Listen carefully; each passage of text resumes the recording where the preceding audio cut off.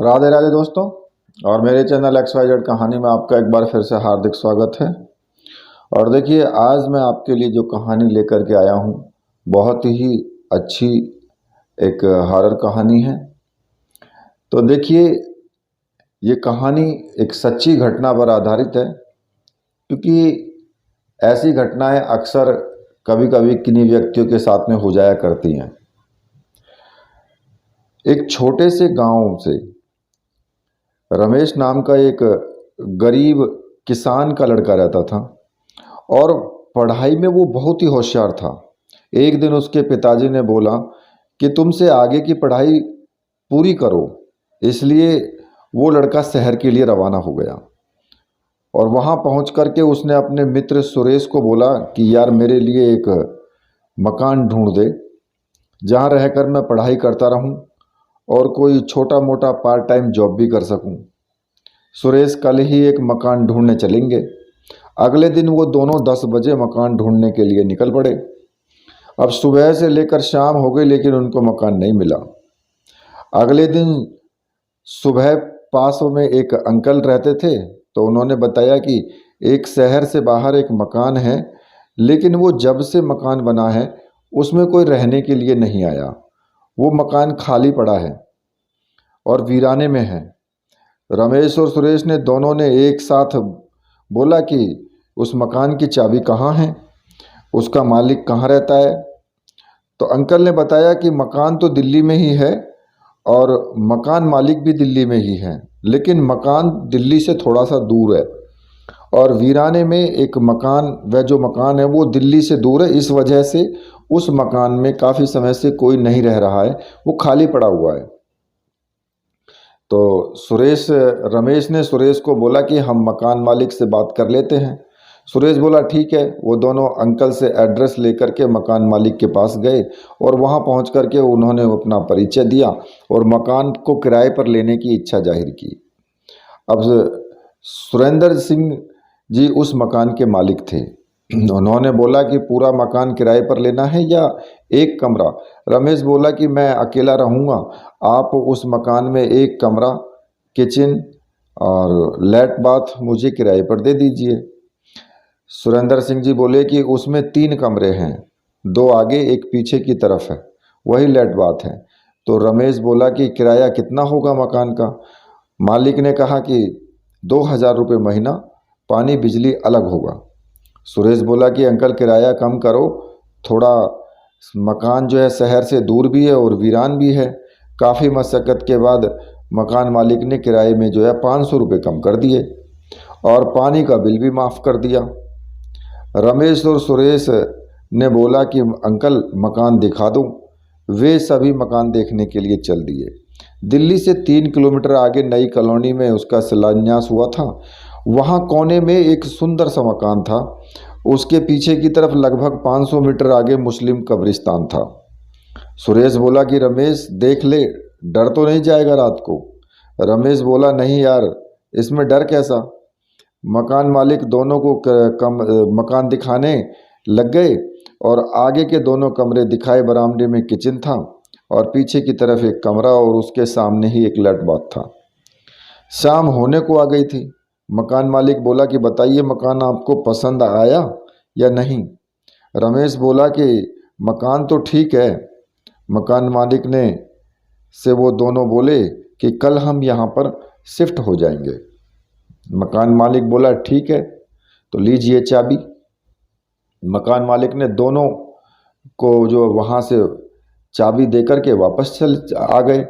रमेश ने रात को सुरेश से बोला कि तू भी वहाँ पर रह जाना, मकान बड़ा है और 2 कमरे भी हैं, मैं अकेला दोनों कमरे में क्या करूँगा। सुरेश बोला कि मैं भी यही सोच रहा था, चल फिर कल दोनों सामान को शिफ्ट कर लेते हैं। दोनों ने अगले दिन सामान शिफ्ट कर लिया। दोनों ने अपने अपने कमरों में सामान जमाया और फिर शाम को जो है खाना बनाया और फिर दोनों बात करने लगे। सुरेश बोला कि तू अकेला तो डर जाता, पीछे कब्रिस्तान है, इसलिए तो मुझे भी यहाँ लेकर के आ गया। रमेश बोला मैं डरता नहीं, मैं तो गांव में अकेले ही खेतों की रखवाली करता था। सुरेश बोला कि चल अब 10 बज गए हैं, अब हमें सो जाना चाहिए। रमेश बोला, तू सो जा, मैं पढ़ाई करूँगा अभी थोड़ी देर। सुरेश बोला, ठीक है। यह कहकर सुरेश सोने के लिए चला गया और रमेश खिड़की के पास जहाँ टेबल कुर्सी लगाए थे वहाँ बैठ करके पढ़ाई करने लगा। उस खिड़की से बाहर की तरफ देखने से दूर तक सुनसान रास्ता दिखाई देता था। हवा भी तेज चल रही थी, साए साए की आवाज़ भी आ रही थी और कुत्तों के रोने की भी आवाज़ जो है आ रही थी। पूरा इलाका सुनसान था। वो रात के लगभग 12 बजे थे। कुत्ते की आवाज़ खिड़की के बिल्कुल पास से आने लगी, जैसे कुत्ता खिड़की के पास ही चिल्ला रहा हो। ऐसी आवाज़ें सुनसान इलाके में, हवा भी खौफनाक चल रही थी। रमेश को पढ़ाई करने में परेशानी हो रही थी, इसलिए उसने कुत्ते को भगाने के उद्देश्य से खिड़की खोलकर जाली से ही बोला कि धत, भाग यहाँ से। थोड़ी देर में कुत्ते के रोने की आवाज़ बंद हो गई और रात के करीब 1 बजे रमेश बाथरूम जाने के लिए उठा और पीछे बाथरूम की तरफ गया तो वहाँ बाथरूम से बाहर आया तो अचानक उसकी निगाहें बंद पड़े कमरे पर गई। उस कमरे की लाइट बंद थी और बाहर कुंडी पर लाल रंग का धागा बंधा था। उसने सोचा शायद मुहूर्त के समय बांधा गया होगा। ये सोच करके वो कमरे में आ गया। कमरे में आकर वो बिस्तर पर लेट गया। थोड़ी देर बाद उसे नींद आ गई। अगले दिन दोनों उठे और नहा धो करके नाश्ता करा और सुरेश तो तैयार होकर के जॉब पर चला गया। रमेश घर पर अकेले ही था तो वो नहा धो करके अपने पढ़ाई करने लगा। पढ़ाई करते करते उसे कुर्सी पर नींद आ गई। जब वो उठा तो उसने देखा कि शाम हो चुकी है। वो किचन में गया और रात के खाने की तैयारी वो करने लगा। सुरेश भी आ गया ऑफिस से। सुरेश बोला, कैसा रहा आज का दिन? सारे दिन तूने क्या किया? रमेश बोला, तेरे जाने के बाद 12 बजे मैं सो गया और अभी 6 बजे उठा हूँ। सुरेश बोला, देर रात तक पढ़ता है, उसी का नतीजा है ये। ले देख, आज ऑफिस से लैपटॉप लेकर आया हूँ। चल जल्दी से खाना बना करके फिर खा करके फिल्म देखते हैं। रमेश बोला, कौन सी फिल्म? सुरेश बोला कि हॉरर फिल्म देखेंगे। रमेश बोला, चल फिर जल्दी से खाना बना लेते हैं। दोनों ने रात को 8 बजे तक खाना बनाया। सुरेश बैग लेकर रमेश के पास आया, बोला कि नया मकान है, चल थोड़ी दारू पी लेते हैं। रमेश बोला, दारू? दारू तो नुकसानदायक है। तो सुरेश बोला कि उसने जो बैग खोला और बोतल निकाली। रात के करीब 10 बजे थे। वो सुरेश ने जैसे ही दारू की बोतल खोली तो कुत्ते के रोने की आवाज़ आने लगी।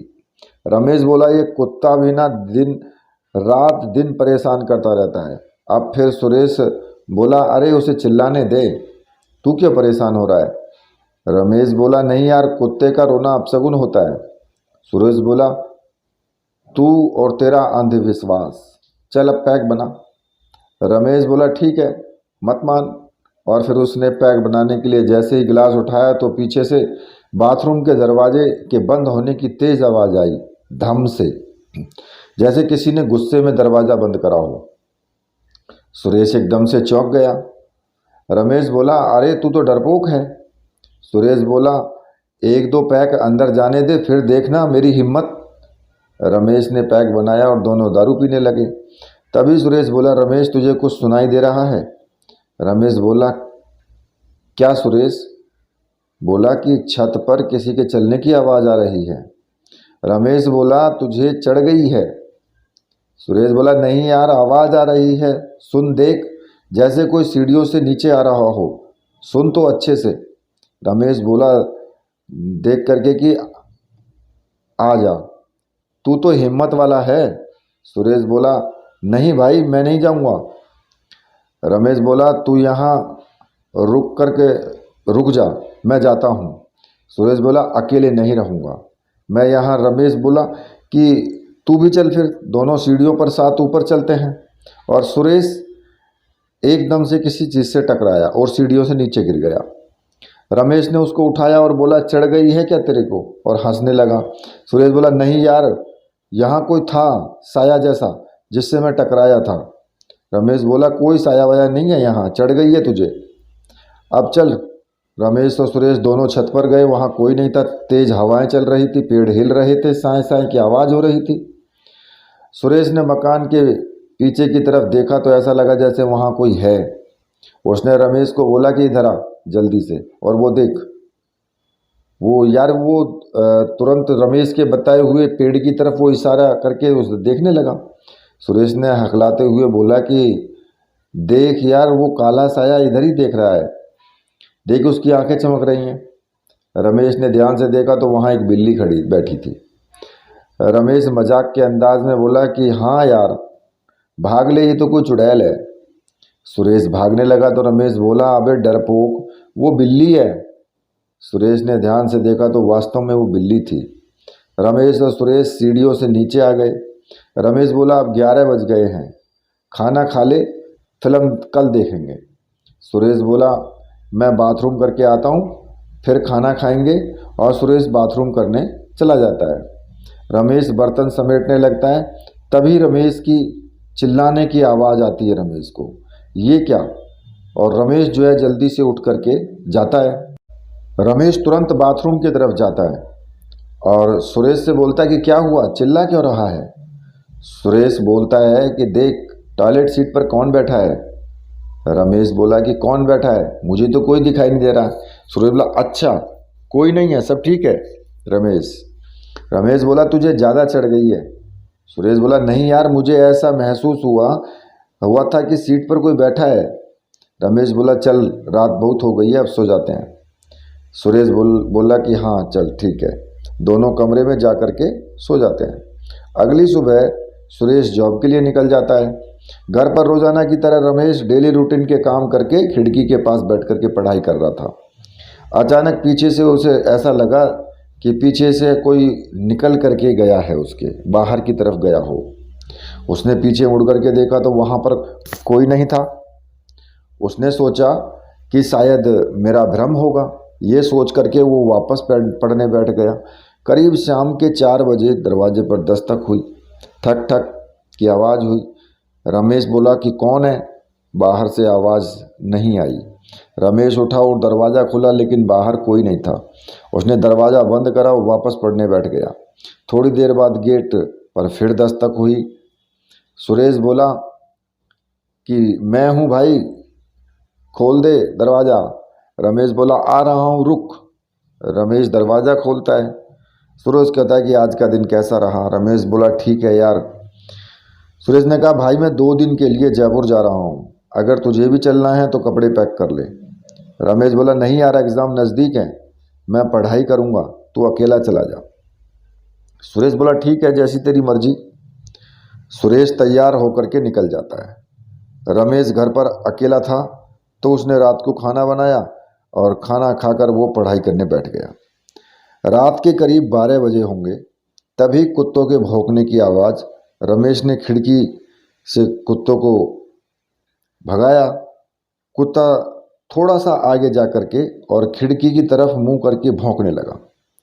रमेश कुर्सी से उठा और बाहर की लाइट जलाई, हाथ में टॉर्च लेकर के बाहर निकला।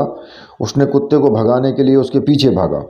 कुत्ते को भागते भागते वो घर से थोड़ी दूर निकल गया। वो वापस मुड़ा और घर की तरफ रवाना हो गया। अब वो घर आ रहा था, तभी उसे ऐसा लगा जैसे उसके पीछे कोई चल रहा हो। रमेश के शरीर में अजीब सी हलचल हुई तो उसके रोंगटे खड़े हो गए। थोड़ी आगे जाने पर वो अपने घर की ओर जाने वाली सड़क पर मुड़ने ही वाला था कि इतने में उसका पीछा कर रहा कोई साया अचानक से गायब हो गया। अब एक अजीब सा मंजर उसके सामने था। उसने देखा कि एक बूढ़ा आदमी सड़क के किनारे एक खंबे के नीचे बैठा है। रमेश उसके पास गया, बोला कि आप कौन हैं, इतनी रात को इस वीराने में क्या कर रहे हैं। वो बूढ़ा आदमी कुछ नहीं बोला। हाँ तो किसने रमेश की तरफ, उसने जो है रमेश की तरफ नज़र उठा करके भी नहीं देखा। रमेश ने अपनी बात दोहराई कि सुनिए, मैं आपसे ही बात कर रहा हूँ। उस बुढ़े ने अपनी गर्दन उठाई और रमेश की तरफ देख करके बोला, बेटा मैं एक अभागा हूँ, मेरे बच्चों ने मुझे घर से निकाल दिया, मैंने सुबह से कुछ भी नहीं खाया है, मेरे रहने का भी कोई ठिकाना नहीं है। रमेश बोला कि अगर आपको कोई परेशानी ना हो तो क्या आप मेरे साथ मेरे घर पर चलेंगे। बूढ़े आदमी ने बोला कि नहीं बेटा तुम परेशान मत हो जाओ ना हो। रमेश ने कहा कि नहीं अंकल, आप उठिए और आप मेरे साथ चलिए। बूढ़े आदमी ने अपना झोला उठाया और रमेश के साथ वो चल दिया। वो दोनों जल्द ही घर पहुंच गए। रमेश ने घर आकर घर का गेट बंद कर लिया और अंकल को बोला कि आप हाथ मुंह धोकर के आइए, मैं आपके लिए खाना लगा देता हूँ।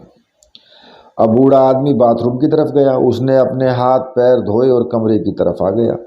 रमेश ने एक थाली ली और उसके लिए खाना परोसा। बूढ़े आदमी ने खाना खाया और रमेश से पूछा, बेटा क्या तुम अकेले यहाँ रहते हो? रमेश बोला कि नहीं, मैं और मेरा दोस्त यहाँ रहते हैं। वो किसी काम से जयपुर गया हुआ है और मैं यहाँ पर अकेला रह रहा हूँ। रमेश ने कहा कि रात बहुत हो गई है, अब आप कमरे में जाकर के सो जाइए। वो बूढ़ा आदमी सोने के लिए कमरे में चला गया। रमेश अकेला खिड़की के पास बैठा था। उसके मन में कुछ चल रहा था। वो सोच रहा था कि जब मैं अंकल को घर लेकर के आया तब मैंने उनको बाथरूम में जाने के लिए बोला, तो मैंने उनको ये नहीं बताया कि बाथरूम कहाँ है, लेकिन वो फिर भी बाथरूम में चले गए। उनको कैसे पता कि बाथरूम कहाँ है? और दूसरी बात, जब मैं उनको सोने के लिए बोला कि अंकल आप जाइए और अपने कमरे में सो जाइए, तो वो बिल्कुल सही कमरे में चले गए। उसको कैसे पता चला कि हम किस कमरे में सोते हैं? रमेश मन ही मन ये सोच रहा था कि आखिर अंकल है कौन और उनको इस घर के कमरे के बारे में पूरी जानकारी कैसे है। रमेश ये सोच रहा था कि जिस बूढ़े व्यक्ति को वो लेकर के घर आया है उसे इस घर के बारे में इतना कैसे पता है, और ये सोचते सोचते वो कुर्सी पर ही सो जाता है। अब रमेश सुबह उठता है और कमरे में जाता है। कमरे के अंदर पलंग पर उसे कोई भी नहीं दिखता। वो बाथरूम में जाता है लेकिन वहाँ भी कोई उसे नहीं दिखता। रमेश ने कहा कि अंकल अंकल आप कहाँ हैं, लेकिन कोई भी जवाब नहीं आता। वो दरवाजे की तरफ जाता है और देखता है दरवाज़ा खुला है। रमेश सोचता है कि शायद अंकल बाहर घूमने गए होंगे, वो अपने डेली रूटीन का काम में लग गए होंगे। जैसे ही करीब वो फिर 12 बजे फ्री होता है और फिर वो गेट पर बैठ कर के अंकल की राह देखने लगता है। दोपहर के 2 बजे तक रोड पर उसे कोई भी आता नहीं दिखता और वो उठ कर के खाना बनाने लगता है। खाना बनाकर और फिर खाना खाकर वो छत पर चला जाता है, फिर नीचे आकर के सो जाता है। शाम के करीब 6 बजे उसकी नींद खुलती है तो वो हाथ मुंह धो करके पढ़ने बैठ जाता है। रमेश अभी पढ़ने बैठा ही था कि कमरे का गेट चरमरा करके बंद होता है। रमेश सोचता है शायद हवा से कमरे का गेट बंद हो गया होगा। वो उठा और रसोई में खाना बनाने चला गया। कुछ देर बाद उसने खाना बनाया और उसके बाद वो खाना खाने बैठ गया। खाना खाने के बाद थोड़ी देर छत के ऊपर टहलने के लिए वो नहीं गया, वो वापस नीचे आ गया और करीब 9 बजे वो पढ़ाई करने बैठ गया। अभी बैठते हुए उसको थोड़ी ही देर हुई थी कि उसे ऐसा महसूस हुआ कि कमरे से निकल कर के कोई रसोई की तरफ गया है। वो उठा और रसोई की तरफ गया तो जैसे ही वो रसोई में गया तो उसकी आंखें फटी की फटी रह गई। रमेश ने देखा कि वो वृद्ध व्यक्ति रसोई में खाना खा रहा है। उसने आश्चर्य से पूछा, अरे अंकल आप कब आए? उसने बोला कि बेटा मैं यहीं था, मैं मेरे कमरे में ही था। रमेश बोला कि नहीं अंकल, आप कमरे में नहीं थे, मैं खुद कमरे में आपको देख करके गया हूँ, लेकिन आप कमरे में नहीं थे। वृद्ध व्यक्ति बोला कि मैंने तुझसे बोला ना, मैं कमरे में ही था। उसकी आवाज़ में एक अलग सा क्रोध झलक रहा था। रमेश बोला ठीक है, शायद मेरी गलती थी, शायद मैं आपको नहीं देख पाया।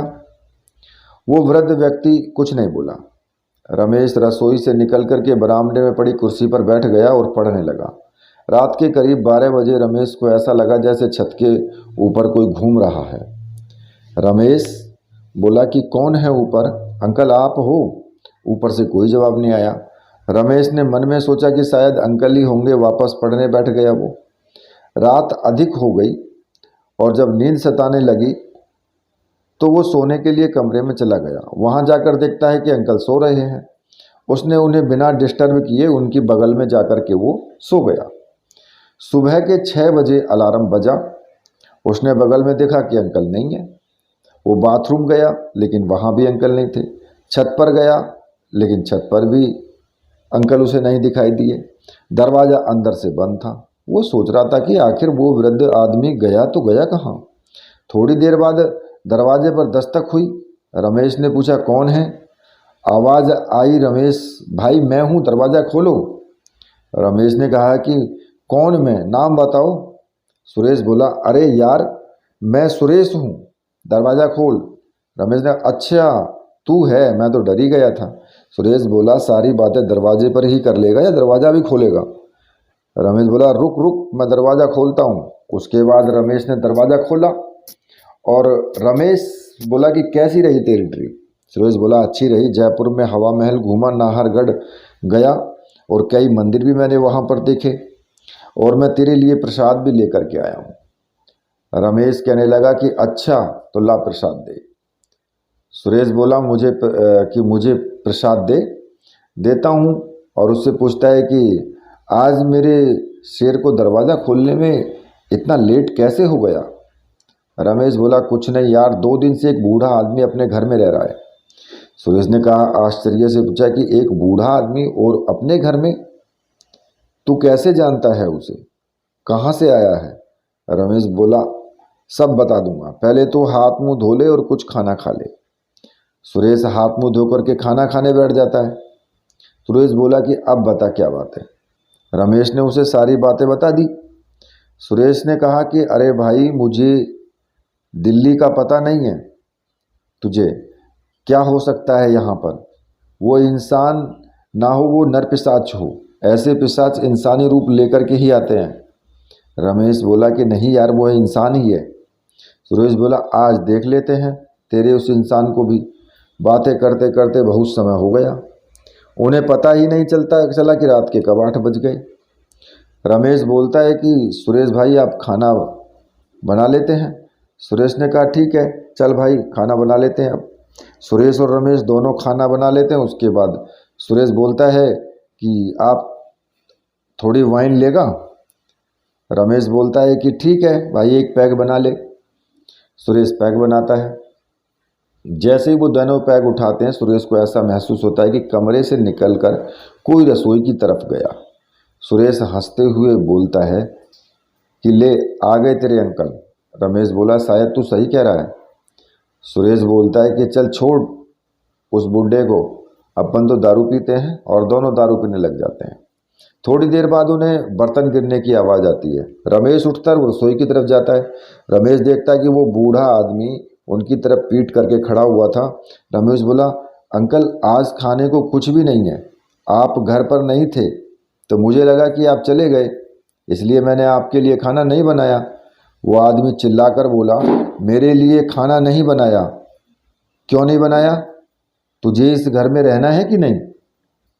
उस बूढ़े आदमी के चिल्लाने की आवाज़ सुनकर सुरेश भी दौड़कर रसोई की तरफ आ गया।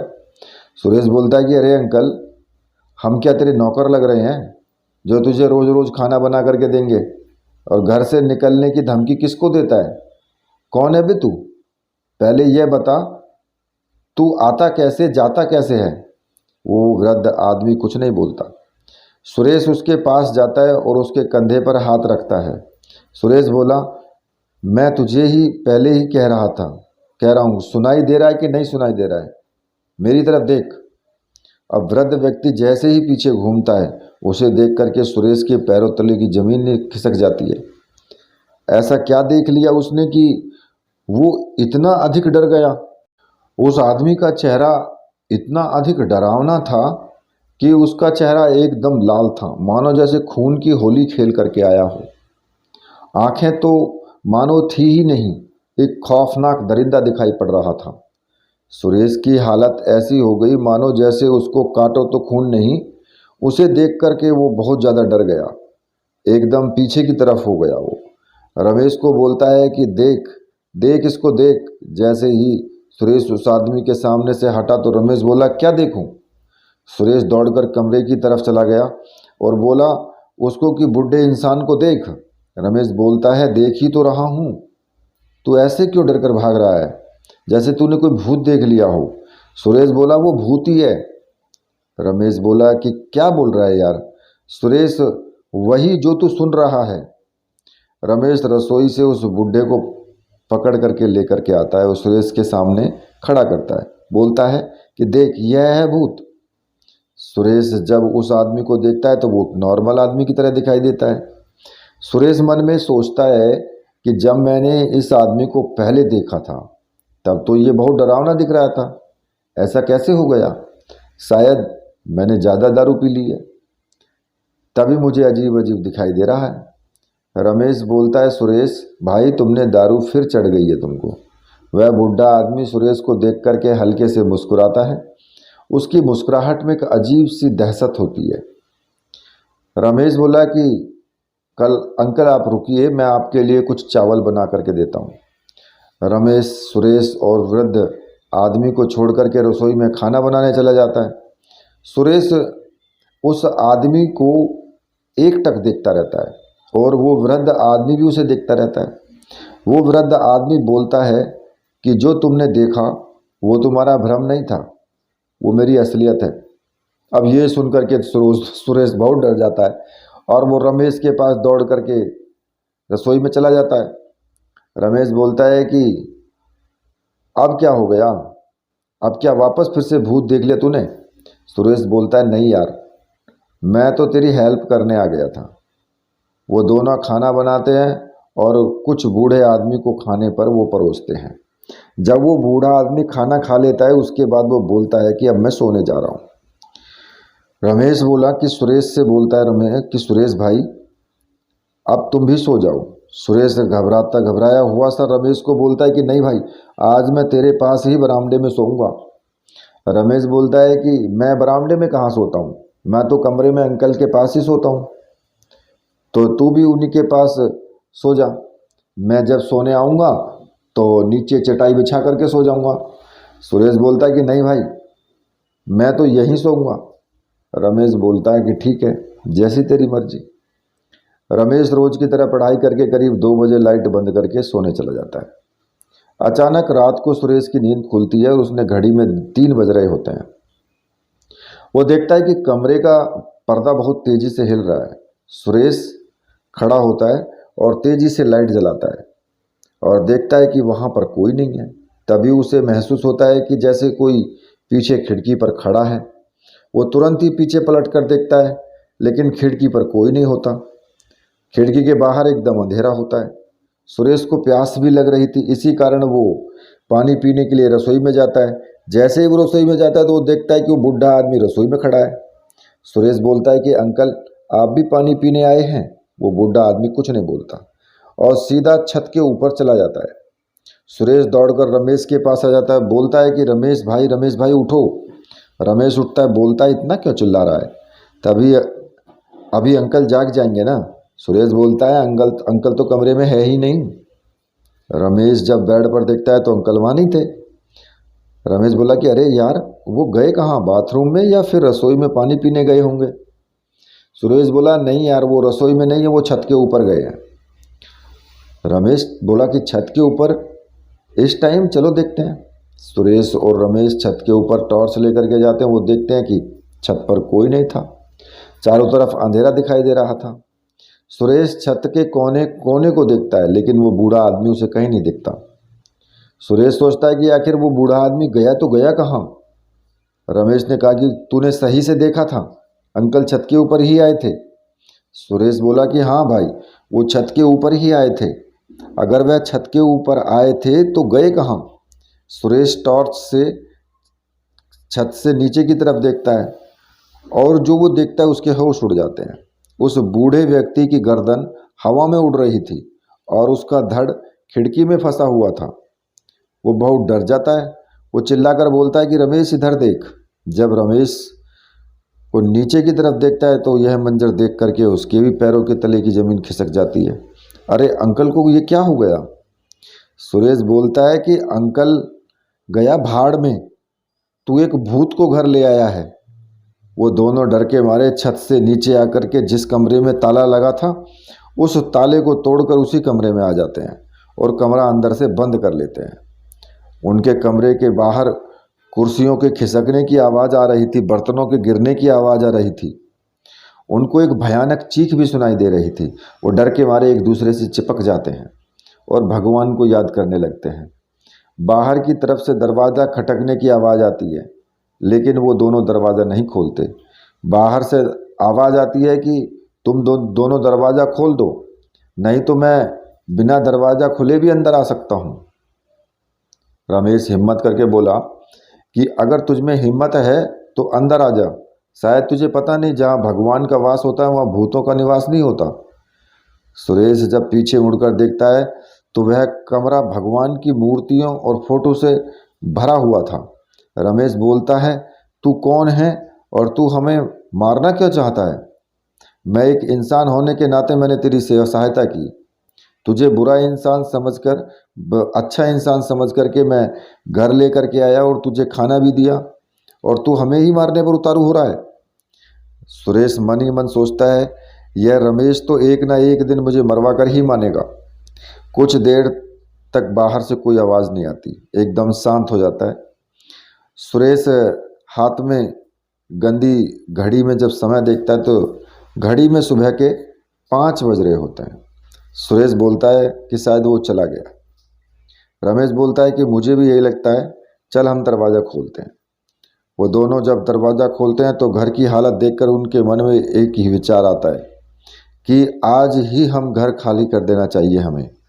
ये सोच करके वो दोनों ने अपना सारा सामान पैक करके और उस मकान से वो निकल जाते हैं। मकान मालिक के पास जाकर के बोलते हैं कि हमने आपका मकान खाली कर दिया है, अब आप किसी दूसरे को इसे दे सकते हैं। मकान मालिक बोलता है कि क्या हुआ? रमेश बोलता है कि कुछ नहीं अंकल, अब हम जयपुर रहेंगे। सुरेश बोलता है, रमेश भाई तूने मकान मालिक को सारी बात क्यों नहीं बताई? रमेश बोलता है कि जब उसको सारी बातें पता है तो हम उसे क्यों बताएं? सुरेश बोलता है कि उसे पता है तो उसने हमें क्यों नहीं बताया? रमेश बोलता है क्योंकि अगर वो हमें बता देता तो शायद हम उस घर में रहने ही नहीं जाते। आज भी वो मकान उसी हालत में और उसी वीराने में खड़ा है।